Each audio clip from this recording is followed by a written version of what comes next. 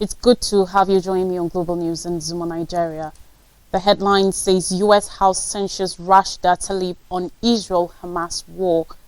Yusuf Salam wins Harlem district seat. Australians lose mobile internet connections.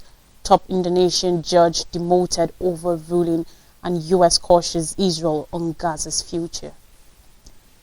On Israel-Palestine conflict, the United States House of Representatives has voted to censure Rashida Tlaib, the only Palestinian American in Congress, over her comments on the Israel-Hamas war. On Tuesday night, the House voted 234 to 188 to censure the three-term Democratic Congresswoman from Michigan.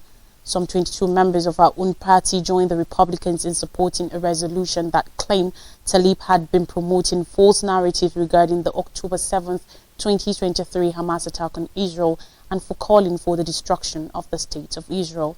The punishment is one step below expulsion and follows a failed censure resolution last week. Over 10,000 Palestinians have been killed since Israel started its bombardment of Gaza a month ago after the armed group Hamas killed at least 1,400 people and took over 200 captive in an attack on Israel.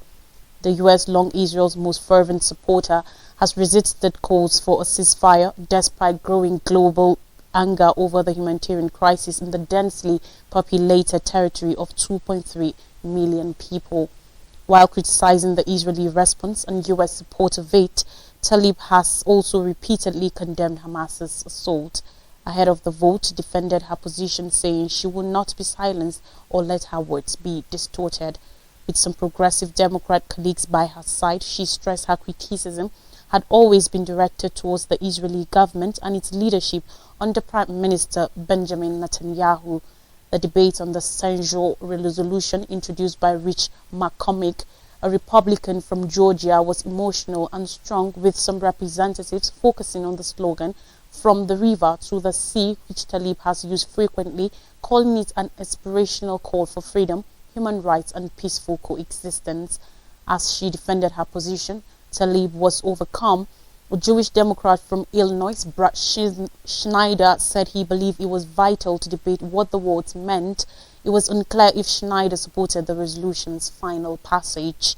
Other Democrats warned of the risk to free speech from the censure and the precedent it will set. This resolution would not only degrade our constitution, but it cheapens the meaning of discipline in this body for people who actually commit wrongful actions like bribery, fraud, violent assault, and so on, said Jamie Rasky, who defended Tlaib against the resolution. Lawmakers who are censured are asked to stand on the floor of the House as the censure resolution is read aloud to them. With the vote, Tlaib will become the second Muslim American woman in Congress after Ilhan Omar to be officially admonished this year over criticism of Israel. In February, Republicans voted to remove Omar from the House Foreign Affairs Committee. Now, Yusuf Salam, who gained international attention as one of the unjustly accused United States teenagers in the Central Park 5 case, has won a seat on the New York City Council. On Tuesday, Salam, a Democrat, was elected unopposed to a Central Harlem district in one of many local elections held across New York State. He won July's primary in a landslide. The victory comes more than 2 decades after DNA evidence led to the Central Park 5's convictions being overturned. Salam was arrested when he was just 15 and spent almost 7 years in prison. "For me, this means that we can really become our ancestors' wildest dreams," Salam said in an interview before the election.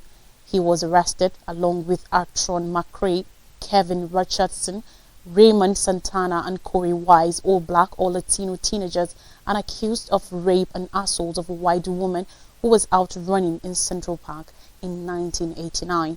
The crime dominated headlines in the city, inflaming racial tensions as police rounded up black and Latino men and boys for interrogation.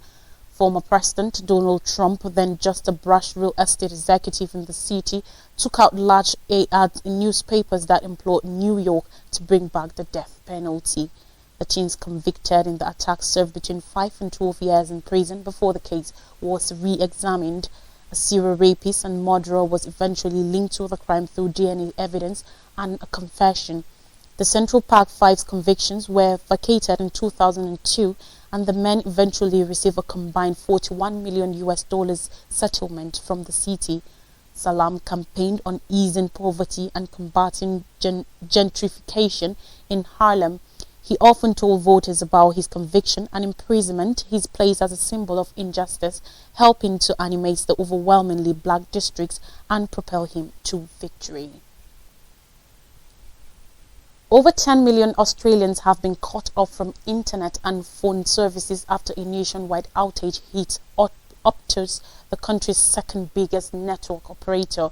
The outrage started just after 4 a.m. on Wednesday, crippling payment systems and online operations and disrupting train services during the morning rush hour in cities including Melbourne. The Australian government said mobile phones, landlines and broadband internet had all been affected. Optus CEO Kelly Bayer Rosemary ruled out a cyber attack but did not give a reason for the hours-long outage. As a result of the outage, several of hospitals were unable to receive phone calls and it was not possible to make emergency calls from landlines on the Optus network. The Poisons hotline in the state of New South Wales said it has also been affected. About 6 hours after the disruption began, Optus said some services had started to be restored, but it will not take some time before the network was fully up and running. Australia's Communication Workers Union said the outage was an absolute disgrace, suggesting it was linked to a recent job losses at the company, which is a unit of Singapore Telecommunications. Royal Melbourne Institute of Technology researcher Mark Gregory said the incident showed there were fundamental problems in Australia's communication networks. The outage comes just more than a year after more than 9 million Optus customers had their personal data stolen during a cyber attack.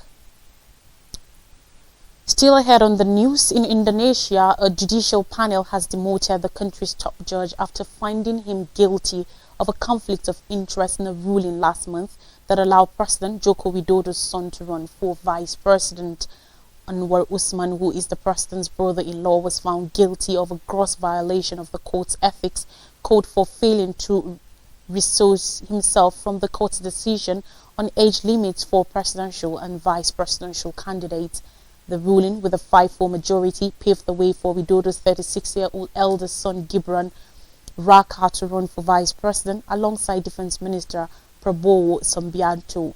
Anwar was proven to have violated judges' ethical code, specifically the principle of neutrality and integrity, as he did not resource himself, the ethics panel found.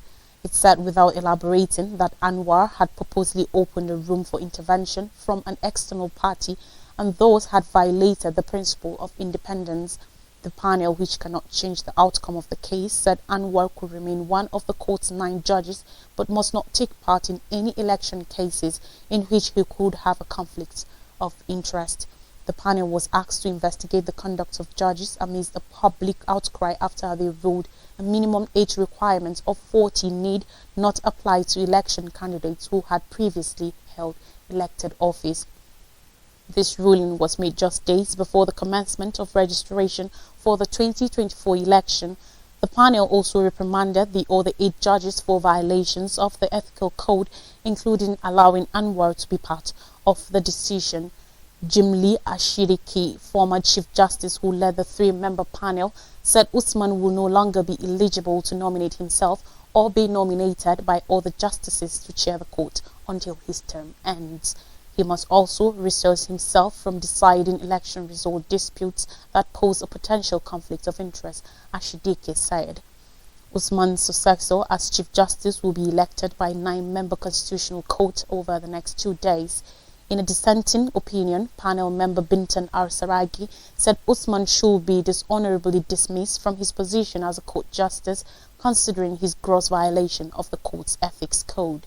Speaking after reading the council's decision, Ashidike said they had decided against firing Usman as a court justice because it will require the establishment of an appeals panel and create uncertainty ahead of the elections. The choice of Gibran, currently the mayor of Surakarta, Solo City, as a vice presidential candidate has fueled criticism in Indonesia that Widodo is trying to create a political dynasty in the world's 3rd largest democracy. Widodo is completing his 2nd and final term and has not officially backed a candidate. Now, on Tuesday, the White House maintained that it doesn't believe Israeli forces should reoccupy Gaza following Israeli Prime Minister Benjamin Netanyahu's comments that the country will have the overall security responsibility in Gaza for an indefinite period after the war ends.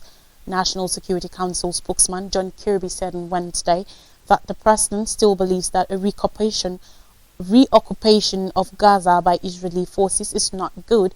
It's not good for Israel, not good for the Israeli people. The latest warning from the White House comes after Netanyahu said on Monday that Gaza should be governed by those who don't want to continue the way of Hamas, before adding, "I think Israel will, for an indefinite period, will have the overall security responsibility because we've seen what happens when we don't have it." It was one of the first hints Netanyahu has given about his vision for a post-war Gaza, and suggests a divergent view than that of the US, including President Joe Biden's own statements about what the future of the Strip would look like. Last month, Biden said it would be a big mistake for Israel to occupy Gaza. At that time, Michael Herzog, the Israeli ambassador to the United States, said, according to reports, that Israel does not intend to occupy Gaza after the conflict ends. There have been other sharp gaps between the US and Israel emerging in recent weeks as the war continues. Blinken last week pushed the Israelis for a humanitarian pause to allow hostages and civilians to leave Gaza for aid and for Palestinians to enter, but was rebuked by Netanyahu. And despite Blinken's forceful public missive that civilians should not suffer the consequences for Hamas' inhumanity and its brutality, Israeli forces continued to strike civilian sites in the wake of the top US diplomat's visit. The forces claimed that the sites were being used by Hamas. Biden said in Washington that he hasn't had a chance to speak with Netanyahu on Tuesday, but he did ask that the Israeli Prime Minister to consider a humanitarian pause when the two leaders spoke on Monday. Israeli government officials have not yet elaborated on how Gaza will be governed should they succeed in eliminating Hamas. Now to more stories. Top US officials head to Asia amid Israel-Hamas war. This week, the Biden administration's senior-most national security officials are traveling to the Indo-Pacific, signaling that the administration's China strategy remains a priority as it grapples with an increasingly volatile Middle East. Secretary of State Antony Blinken, Secretary of Defense Lloyd Austin, and Chairman of the Joint Chiefs of Staff General C.K. Brown will all be traveling throughout the Indo-Pacific region this week to meet with partners and allies. It marks the first trip for Brown since becoming chairman in September. On Wednesday, Austin leaves for a 10-day tour of India, Indonesia, and South Korea. Blinken also left last week for a 10-day trip to Israel, Jordan, Turkey, South Korea, and Japan, also making a stop in the West Bank to meet with Palestinian leadership there. Blinken and Austin will both travel to India for a 2+2 dialogue with their counterparts. For many years now, U.S. officials have stressed that China is the U.S. top competitor, deemed America's most consequential geopolitical challenge in last year's national security strategy. Ties soared between the U.S. and China over the last year and a half, particularly around the Speaker of the House Nancy Pelosi's visit to Taiwan in August 2022, the controversial transit of a Chinese spark balloon across U.S. earlier this year, and most recently when a Chinese fighter jet came within 10 feet of a U.S. Air Force B-52 bomber over the South China Sea. The Pentagon's top official in charge of security in the Indo-Pacific, L.A. Ratner, said last month that the U.S. had seen more instances of coercive and risky behavior from Chinese pilots against U.S. aircraft in the last 2 years over the East and South China Seas than in the entire previous decades. Meanwhile, talks between U.S. and Chinese officials stalled until this summer when Blinken met with senior Chinese officials in Beijing. Military officials in the Pacific, however, have been unable to connect with the Chinese military counterparts. Admiral John Aquilino, commander of U.S. Indo-Pacific Command, said last month that he has been requesting to speak with his counterparts going on 2.5 years. I have yet to have one of those requests accepted. Now to Africa. Dam owner compensates Kenya flood victims. In Kenya, the families of the victims of the 2018 dam disaster have reached an out-of-court settlement with the owner of the facility. The commission said in a statement on Tuesday that in an agreement mediated by Kenya's Human Rights Commission, the owner agreed to pay $8,000 for adults and $5,300 for minors lost in the tragedy. The incident happened in 2018 when the dam collapsed after heavy rains and water flooded through the fields of a 3,000-hectare commercial coffee farm, sweeping away homes and crop farms downstream. No fewer than 47 people, including 20 children, were killed, according to the Kenyan Human Rights Commission. Thousands were displaced from their homes as the dam water swept through neighboring villages. In the case, the dam owners were charged with several offences, including failing to prepare an environmental impact assessment report before building the facility. Experts had told the court that the dam, located in Nakuru County, lacked a proper drainage system. Now, airstrikes in Mali claim civilian lives. On Tuesday, numerous civilians, including children, were killed in strikes attributed to the Malian army in Kidal, a possible foreshadowing of the battle to come for this bastion of the Tuareg rebellion and a major sovereignty issue for the central state. The Permanent Strategic Framework (CSP), an alliance of predominantly Tuareg armed groups, reported in a press release 14 deaths, including 8 children gathered in front of a school and 6 notables killed, according to the CSP, by Turkish-made drones from the Malian army. Residents and witnesses, speaking mostly on condition of anonymity for their safety, spoke of 6, 7 or 9 deaths without having an overview of each of them. No response was initially gotten from the Malian authorities. The army indicated on social networks on Saturday that it had neutralized the day before with its air assets a certain number of targets which were preparing operations inside the camp recently evacuated by the United Nations mission MINUSMA. Tuesday's acts of war, the first murderers in Kidal itself since the Tuareg rebellion resumed hostilities with the state in August, come from fears of a confrontation in which the several tens of thousands of inhabitants of the city, historic center of independence insurgencies and a crossroads on the road to Algeria, has been brewing for some time. The insubordination of Kidal and its region, where the army suffered humiliating defeats between 2012 and 2014, is an old source of irritation in Bamako. The colonels who took charge of the country by force in 2020 have made the restoration of territorial sovereignty their mantra.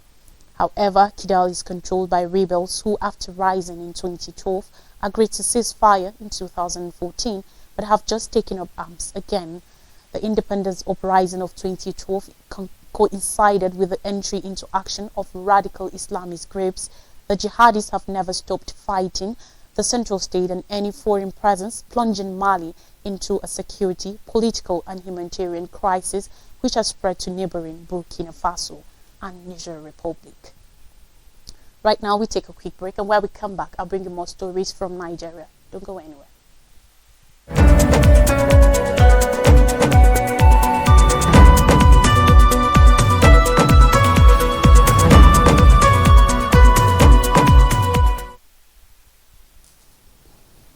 You're welcome back. Thanks for staying with us. Now, stories from Nigeria says NLC TUC threatens strike after Ajaero attack.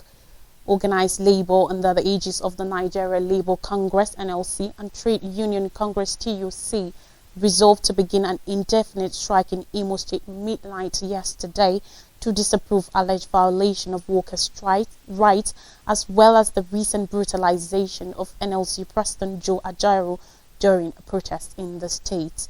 In Abuja yesterday, the leadership of NLC and TUC, which addressed a joint press conference, said they will also begin a nationwide strike if by Tuesday, November 14th, their demands were not met by the federal and Imo State governments. The strike notice came as human rights activist and lawyer Ebun Olu Adegborua urged organized labor and civil society to stop the oppressive trends of the state and its collaborators, saying that the President Bola Tinubu administration has shown lack of regard for labor. Addressing a press conference shortly after a joint emergency National Executive Council NEC meeting of NLC and TUC in Abuja, President of TUC, Festus Osifo, described the step by organized labor as a national action on Imo State. Among the demands made by NLC and TUC were that the federal government should instantly order the redeployment and probing of the Imo State Commissioner of Police, Ahmed Berde, sack the area commander and police officers and men involved in the attack and brutalization of Ajaero and other workers in Imo State, and immediately arrest and prosecute advisor of special duties to Imo State Governor Hope Uzodimma Nwaneri Chinasa, the for supposedly supervising the brutalization of Ajaero. Other demands of labor included an independent and unbiased professional medical examination of the president to determine the degree of the physical and psychological injuries he suffered, and the implementation of all outstanding agreements reached with the Imo State government. NLC and TUC had earlier given the federal government till Wednesday, November 8th, to respond to their demands on the brutalization of Ajaero in Imo State or risk an industrial crisis.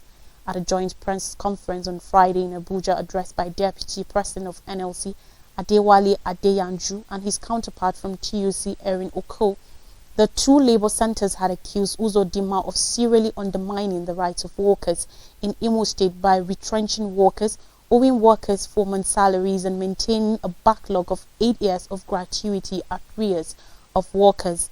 They also condemn what they describe as systematic intimidation of trade unions and trade union leaders, dismantling of trade union structures, regular bullying and beating of workers, and denying them of access to the fruits of their labor.